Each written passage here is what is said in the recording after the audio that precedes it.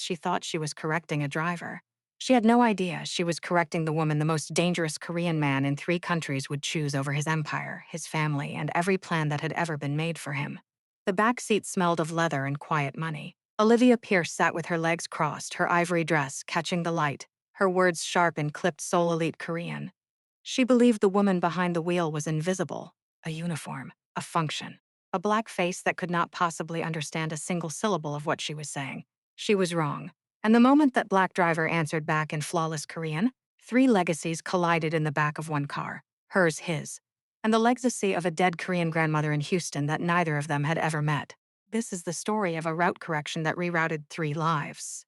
If stories about quiet women, dangerous men, and the small moments that change everything are your kind of thing, please like this video, share it with someone who needs it tonight, and subscribe to the channel.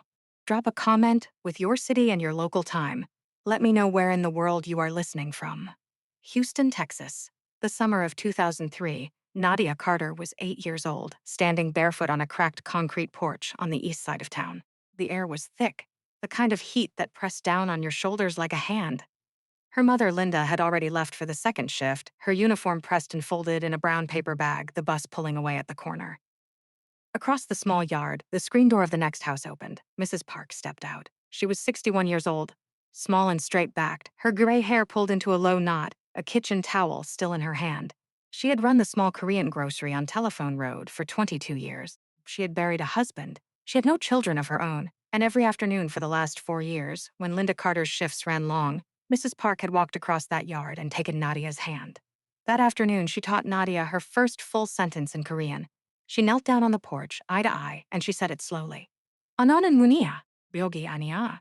Language is a door, not a wall, Nadia repeated it back once, twice. By the third time, the syllables sat correctly in her mouth, and Mrs. Park smiled the way she only ever smiled at Nadia, with her whole face, no reservation, no caution. That was the summer Nadia learned that some doors, once you walk through them, stay open inside you forever. 21 years later, a Thursday night in October, Nadia Carter sat behind the wheel of a black executive sedan in a parking garage 3 levels under Midtown Manhattan. She was 29 years old now, 5'8", built solid the way Houston builds its women. Her skin was the deep, warm brown of November earth. Her locks were pulled back and pinned under her cap with the precision of someone who understood that presentation was armor. Her eyes were quick and dark and missed nothing. She had a jaw that was made for decisions and a stillness about her that unsettled people who expected noise. She had been driving in New York for 11 months. She was not there by accident, a 2-year corporate transportation contract. A private logistics firm that needed bilingual drivers fluent in Korean and English for their executive fleet. Nadia had walked into the interview, set her certificates on the table, and spoken for 4 straight minutes in flawless Korean without being asked to. She had gotten the job before she had left the building. The money was the official reason. Her mother, back in Houston, had finished a second round of treatment for stage 2 breast cancer 6 months earlier. The medical bills had not finished with her. Nadia's contract here was going to clear the last of them and leave Linda Carter with a paid house and a quiet retirement. That was the official reason. The unofficial reason was a question Nadia had carried since she was 14 years old. The question of whether the world Mrs. Park had loved so much, the world she had defended even when it had not defended her, had been worth that kind of love. Nadia did not know the answer yet. She was here in a city built of glass and Korean money and quiet Sunday churches in Koreatown looking for it. Some nights she felt close to it. Most nights she did not. Tonight was supposed to be one of the ordinary ones. She ran the pre-checks, tire pressure, fluid levels, mirror calibration. The route to her pickup at 1 Vanderbilt was already loaded. 2 passengers. Drop at a private dining venue on West 32nd Street in Koreatown. Wait. Return. Clean transport, no complications. She had no way of knowing that the complication was already standing in the lobby. 1 Vanderbilt at night does not ask for your attention. It commands it. 73 floors of glass rising out of Midtown like a statement that money had decided to make permanent. The lobby was the kind of space designed to make ordinary people feel the precise weight of their ordinariness.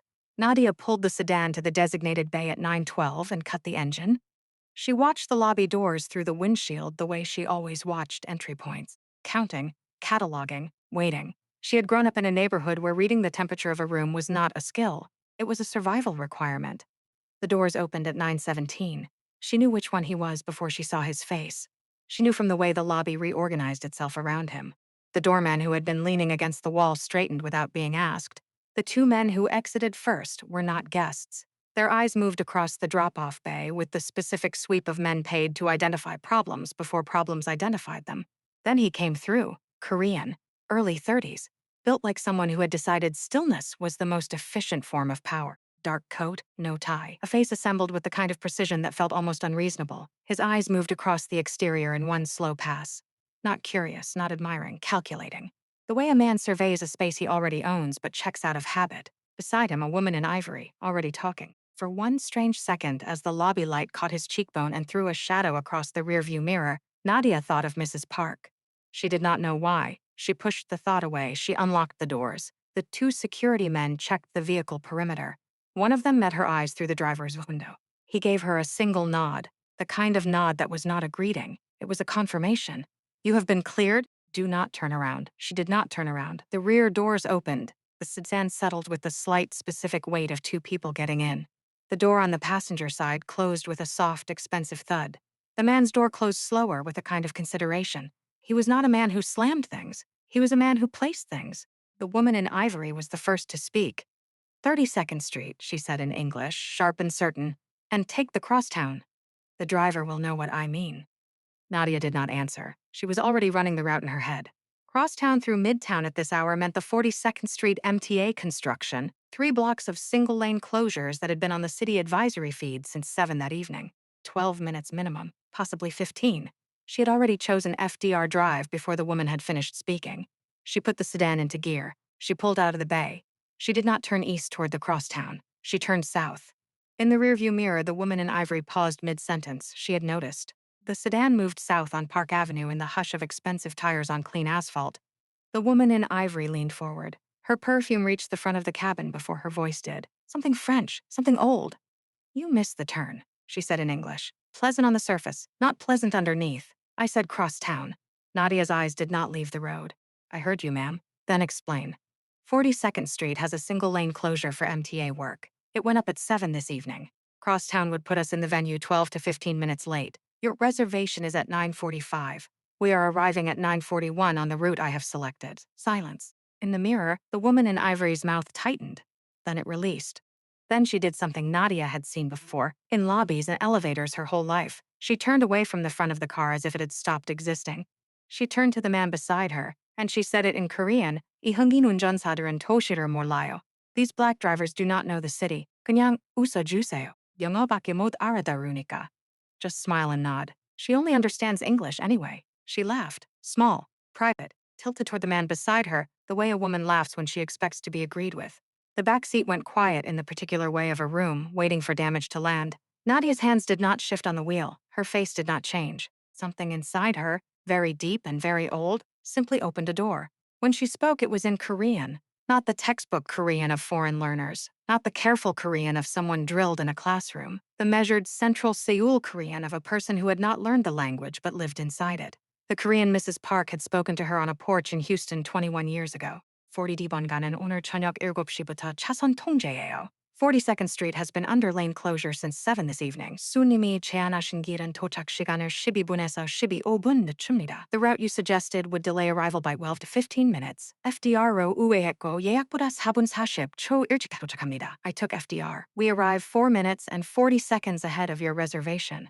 A pause. 천만에요. You are welcome. The silence that followed was not the polite kind. It was the kind that arrives after something irreversible. Nadia did not look in the mirror. She was already reading the next intersection, the next light cycle, the precise moment to feather the brake on the down ramp to FDR. But she felt it, the specific quality of attention that shifts inside a confined space. Heavy, deliberate, entirely new. In the back seat, the woman in ivory had gone the color of bone. Beside her, the man had not moved, had not spoken, but his eyes had found the rearview mirror and they had stayed there. Not the way a man looks at a driver. The way a man looks at something that has just refused to be what he expected. Something moved behind his eyes. Not warmth, not yet. Something older than warmth. The recognition of a thing that does not fit any existing category and therefore requires an entirely new one. He said nothing. The silence held the rest of the way down to the ramp, across the lower deck, north up the FDR with the East River dark and wide on the right. It was on the climb up the exit ramp at 34th Street that Nadia caught the small movement in the mirror. The man was reaching for his inside coat pocket. A phone, a folded paper, something. His coat opened. A small object, slim and black and metallic, slipped from the inside pocket and dropped into the footwell between his shoes. A USB drive. He had not noticed. The woman in ivory had not noticed either. She was staring out her window with the rigid stillness of a person whose face was not yet ready to be seen again. Nadia kept driving. She did not say a word. She did not glance down. She turned west on 34th, north on Park, west again on 32nd, and pulled the sedan to the curb in front of the private dining venue at exactly 9:41. The two security men appeared from a vehicle that had been following two cars back the entire trip. They opened the rear doors. The woman in ivory got out first. Quickly, without looking back. The man got out slower. He paused on the curb. He felt at his inside pocket. His face did not change, but something in his shoulders did. A very small adjustment. A man cataloging an item that was not where he had left it. Nadia waited until both rear doors had closed. Then she pressed the button to lower the front passenger window halfway. She did not turn her head. She spoke through the open window in Korean. Quiet. Even. Sonam. Tijasage dugu kashin murgani itsimnida. Sir, there is an item you left in the back seat. She did not name what it was. She watched the road in front of her. For a long second, he did not move. Then he stepped back to the rear door, opened it, retrieved the USB from the floor, and closed the door again. He stood at the curb. He did not walk away. In the side mirror, Nadia saw him look at her. Not at the car, not at the back of her head. The specific space where her eyes were watching the road. He gave one small nod. Then he turned and walked into the building behind the woman who had already gone in without him. The door of the private venue closed. Nadia sat with her hands on the wheel for a moment longer than necessary. Then she pulled the sedan out, drove half a block, and parked in the designated waiting bay. She turned off the engine, shaved her eyes for exactly 2 seconds. Then she opened them, took out her logbook, wrote down the time of arrival, the route taken, and one short note. Passenger dropped. Item. Returned. No further incident. She did not write what kind of item. She did not write that he had looked at her. She did not write that something inside her, very deep and very old, had not closed the door it had opened. It was 11:47 that night when Olivia Pierce stepped out onto the balcony of her Tribeca apartment in a silk robe, the river lights cold below her, and dialed a number she rarely called after dark. The phone rang twice. A man's voice answered, low, unhurried, the voice of a man who had not been woken because he had not been asleep. Daddy, Olivia said, we have a problem. A pause. The woman driving Minho's car tonight, she's not what we were told. She speaks Korean, better than I do. The voice on the other end was quiet for a long beat. Then it said in English, find out who she is, before sunrise. Nadia found out who he was at 7:15 the following morning. Her phone rang while she was still in her work uniform, sitting at the kitchen table in her apartment in Astoria, a route sheet in front of her and a cup of coffee already gone cold. The caller was Director Lim, her fleet supervisor, a perpetually anxious Korean man who had never once called her before 9 in the morning in 11 months. His voice was not his normal voice. Nadia, no greeting. Last night, the passenger, did anything happen in the vehicle? Did you speak to him directly? Did you speak to her? She set the coffee down. I corrected a route suggestion in Korean. The silence on the other end was the specific kind that precedes bad news being organized into sentences. Nadia, Director Lim exhaled, that man, he is not a corporate client. His name is Kang Min-ho. His grandfather built Eastern Pacific Holdings from the ground up. The company is publicly listed. The company is also the smaller half of what he runs. A pause. He controls more of this city's freight, port logistics, and warehousing than the city government is comfortable admitting publicly. He has not been in a civilian vehicle driven by an outside contractor in over 3 years. His team called my office at 5:45 this morning. Nadia's kitchen was very quiet. Are they complaining? She asked. Another silence. Longer this time. No, Director Lim said carefully. They are requesting you specifically for his standing transport contract, exclusively.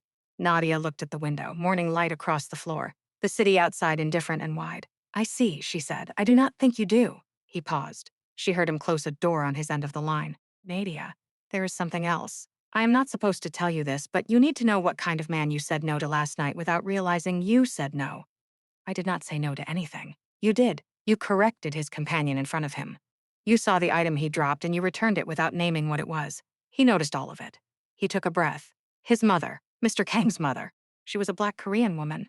Born in Seoul, 1962. Her father was an American soldier, African American. Her mother was Korean. She was treated by his family the way that kind of woman was treated in that generation. She married into the family because there was nowhere else for her to go. She died when he was 19. Director Lim's voice had dropped to almost a whisper. He has not put a black woman inside the perimeter of his life since. Not one, not a guest, not an employee. He keeps that part of himself sealed off until last night.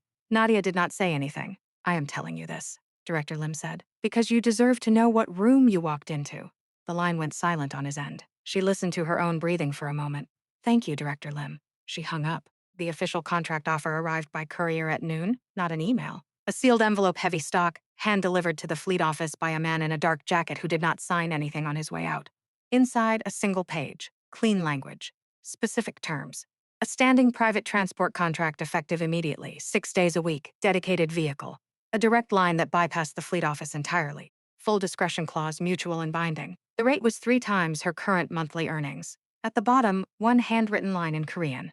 당신이 선택한 길은 4분 40초를 조약했습니다. 효율성은 정확히 보상받아야 합니다. The route you chose saved 4 minutes and 40 seconds. Efficiency should be compensated correctly. No signature, just a number. Nadia sat with the page for a long time. She thought about Director Lim's voice that morning. She thought about the way the lobby at One Vanderbilt had reorganized itself around one man without anyone giving an instruction. She thought about a Black Korean woman born in Seoul in 1962, treated as a stain by people who shared her name. She thought about a small handwritten line that had clocked the exact seconds. It was not the power that had made him considerate. It was the fact that he had paid attention. She picked up her phone. She called her mother.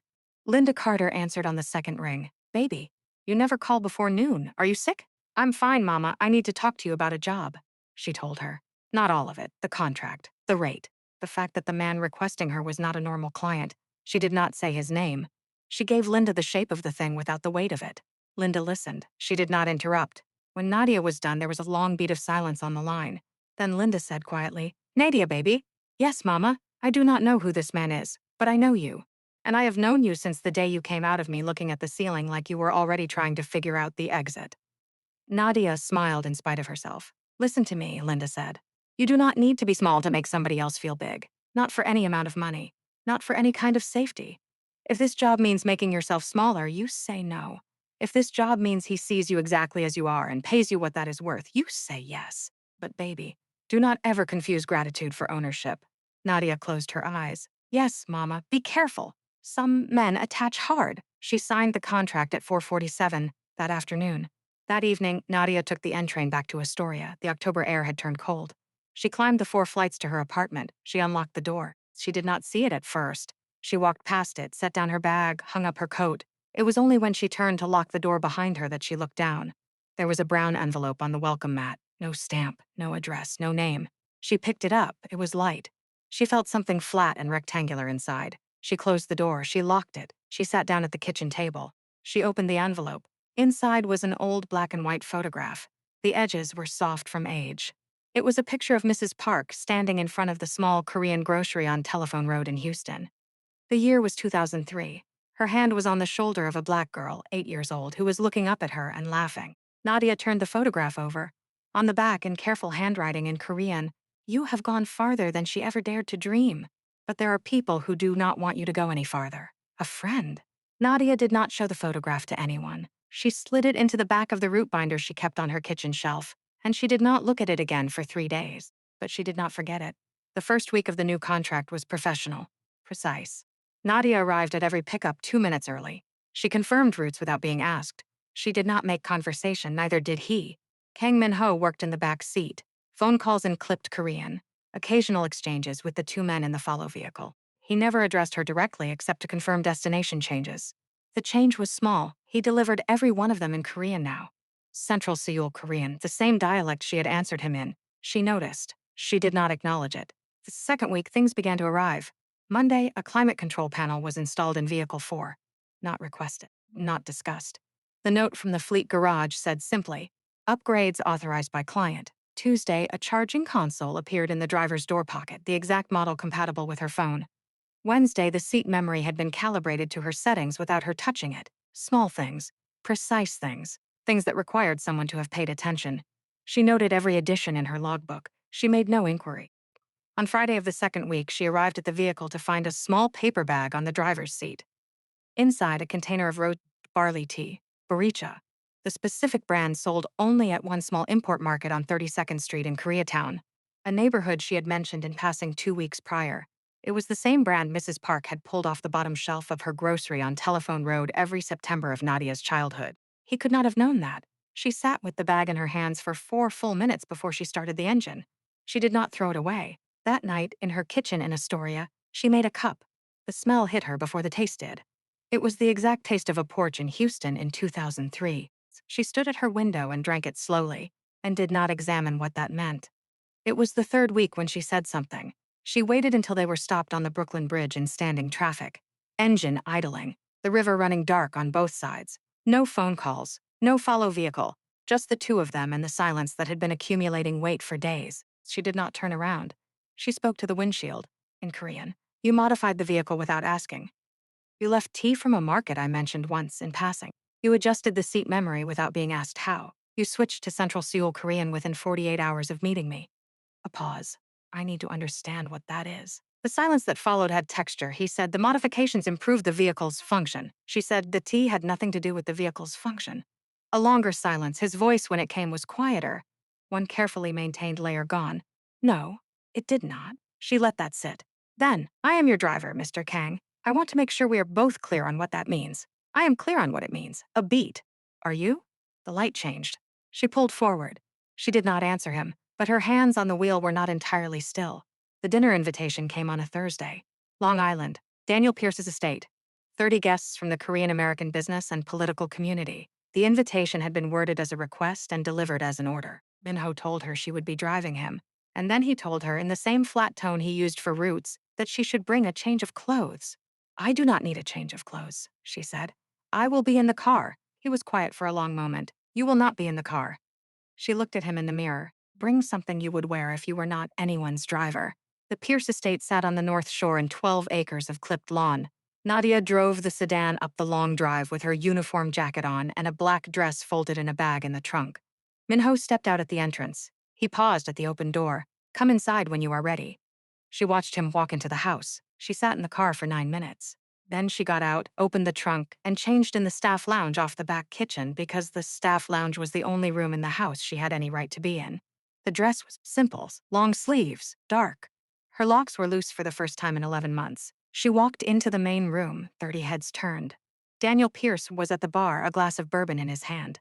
Olivia stood beside him in a column of pale gold. Olivia crossed the room. She was holding a glass of red wine. She stopped in front of Nadia. She smiled. She said something light and pleasant in English about the dress. Then she tipped the glass. The wine spilled down the front of the dress in a long red stain. Slow, precise. A movement that had been practiced. Olivia laughed, soft, apologetic. She raised her voice just enough in Korean. Hainen tiesoisoyaji, angre? The help should stand behind, shouldn't they? The room went quiet. 30 faces, 30 calculations. Nadia did not move. She did not speak. She did not flinch. She simply stood there, dark dress wine-stained, and let them all see her. Minho stood up. He crossed the room. He spoke in English, slow, clear, loud enough that every Korean American in that room would understand exactly who he was speaking to. This woman corrected my route once. She will not be corrected by anyone in this room tonight. He took off his suit jacket. He placed it on her shoulders. He took her hand, and for the record, my mother was a black Korean woman. She was treated as a stain by people in rooms exactly like this one. She died believing she was less. I will not stand in another room where another black woman is told to stand behind. Daniel Pierce stepped forward. Minho, you are throwing away 3 generations of alliance. Minho did not turn. Those 3 generations killed my mother. He walked out of the house with Nadia beside him. 40 minutes later, in a high-floor safe house off Hudson Yards, he laid a single document on the table between them, the birth certificate of his mother, Seoul, 1962. Father, Marcus Carter, U.S. Army, 2nd Infantry Division. She read it. She read it again. She looked up. My grandfather's name was Marcus Carter. He served in Korea, 61 to 63. The room went very still. Minho said, it is not the same man. Different battalion, different year. But Olivia has this document, and she will use it. Nadia did not sleep that night. She sat at the wide window of the safe house and watched the lights of Manhattan move across the dark Hudsons, and she let herself for the first time in weeks feel the full weight of what she had walked into. She thought about Mrs. Park in 2003, kneeling on a porch in Houston. Onanan, munia, 벽이 아니야. Language is a door, not a wall. She thought about her mother's voice on the phone. Do not ever confuse gratitude for ownership. By morning, she had her question. He came in at 7, with 2 paper cups of coffee and the careful expression of a man who had not slept either. He set 1 cup in front of her. He sat down across the table. He did not perform ease. He simply occupied the space the way he occupied every space. Completely. With the full weight of his attention directed at her, She let him sit for a moment. Then she said it. I need a straight answer. Did you choose me because I remind you of your mother? Or because I am me? The room went very still. His face did the thing she had watched him do across 4 weeks of proximity. The last managed surface, the final layer. It came undone. He said, when you corrected that route in the back seat, every person in my life reacts to me from a position of either fear or strategy. You reacted from competence. You did not look in that mirror to see how I received it. You were already reading the next intersection. He stopped. His jaw moved. I have not encountered that. Not once. He continued, quieter. I arranged the vehicle modifications because I noticed what you needed before you had to ask. I left the tea because you mentioned that market the way people mention things that matter to them when they are not trying to be noticed. Mattering. He paused. You are not a responsibility, Nadia. Responsibility is something you maintain. You are something I cannot imagine reconstructing my thinking without. He took a breath. And about my mother. She died believing she was less. When I met you, I did not see her. I saw the woman she could have been if the world had ever once given her the room. That is not projection. That is grief finding the only door it has ever been allowed to walk through. The silence between them was full and completely still. She looked at him for a long time. Then she said, that is a very large thing to say to your driver. Something moved across his face, brief and devastating. The full smile, arriving and departing like weather. I am aware, he said. She looked at her hands on the table, then back at him. If this becomes something, she said carefully, I drive my own routes, he said. I would expect nothing less. She picked up her coffee. He picked up his, and the thing between them, which had never been small, settled into the room like it had always belonged there. The months that followed moved with the particular momentum of things set in motion by a man who does not leave loose ends. The internal contractor who had fed Nadia's location to the Pierce family, 11 months of slow betrayal, was identified inside 72 hours. The matter was concluded quietly, completely, and in a way that left no record. Minho dissolved the alliance with the Pierce family in a single morning. By Friday, Olivia had boarded a flight to Seoul. She did not come back. He resigned his standing contract with the fleet firm and called Nadia directly. He offered her a position outside any corporate framework. The title was simply Private Transport Director. She signed it the same day. It happened on a Tuesday morning in November. 6:50 in the parking garage of his residential building in Manhattan. She was running the morning pre-check. Her locks were loose. She had not yet pinned them. She heard him before she saw him. He came through the garage door, carrying 2 containers of coffee, no coat despite the November cold. He held hers out first. She took it. You always come down at 7:04. You are 14 minutes early. I know. He set his coffee on the hood. He reached into the inside pocket of his jacket. I had 6 different versions of what I wanted to say prepared. Which one did you land on? None of them. He opened the box. I decided the route I actually wanted was simpler than the ones I had planned. The ring was not elaborate, a narrow band of dark metal. A single stone set low, the deep, clear amber of early morning light coming through a windshield on a highway with nowhere to be except forward.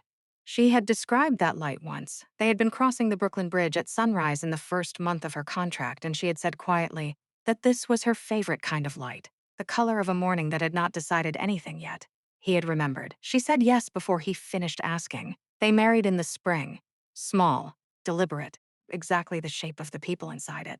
His grandmother flew in from Seoul in a deep jade hanbok and took Nadia's hands in the courtyard before the ceremony. You did not navigate around him, she said in Korean.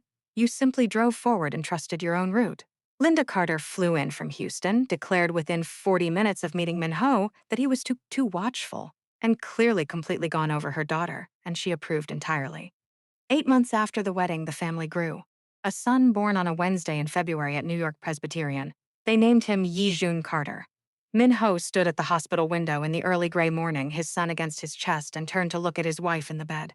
His voice, when it came, was the quietest she had ever heard it. I did not know a thing could reroute me this completely, she smiled. She had known the moment she had corrected a route in a back seat and felt eyes find hers in the rearview mirror and stay. There is a difference between being tolerated and being chosen. Nadia did not change herself to be loved. She kept driving her own route, and the most powerful Korean man in 3 countries chose to ride with her. She had corrected his route once. She had not known it would become hers. Would. And somewhere in Houston, on a quiet shelf in a small house Linda Carter would never have to leave, an old photograph rests of an old Korean woman with her hand on the shoulder of a black girl who is laughing. Mrs. Park finally has the answer she spent her whole life believing in.